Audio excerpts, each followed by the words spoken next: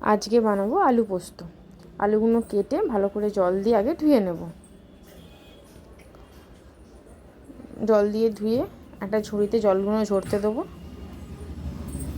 জল ঝরে গেলে কড়ায় গ্যাস চালিয়ে কড়া বসিয়ে দেবো। কড়ায় তেল দিয়ে দেবো। তেল গরম হয়ে এলে কড়ার মধ্যে অল্প অল্প করে আলুগুলো ছাড়তে থাকবো। দিয়ে সব আলুগুলো দিয়ে দেবো। দিয়ে আলুগুলো নাড়াচাড়া করে ওদিকে নাড়াচাড়া ভাজা হোক আলুগুলো, আর এদিকে আমি পোস্তটা বেটে নেব। পোস্ত আর কাঁচা লঙ্কা, পোস্ত কাঁচা লঙ্কা আর অল্প একটু জল দিয়ে পোস্তটা বেটে নেব। এদিকে আলুগুলো হালকা লাল হয়ে গেছে।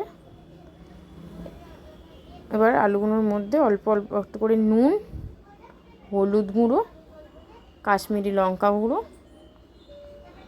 স্বাদ মতো নুন দেবে, আপনার হলুদ গুঁড়ো, লঙ্কা গুঁড়ো দিয়ে ভালো করে নেড়ে নেব। আমি অল্প একটু জল দিয়ে চাপা দিয়ে আলুগুলো সেদ্ধ হতে দেবো। ওদিকে আমার পোস্ত বাটাও রেডি। ঢাকা খুলে বাটা পোস্তটা ঢেলে দেব।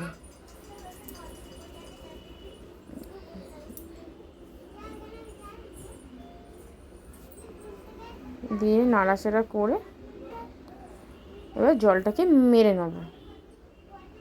জলটা শুকিয়ে এলে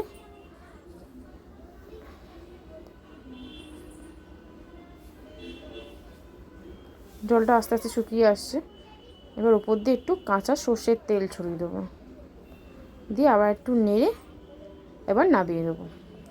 তাহলেই হয়ে যাবে আলু পোস্ত।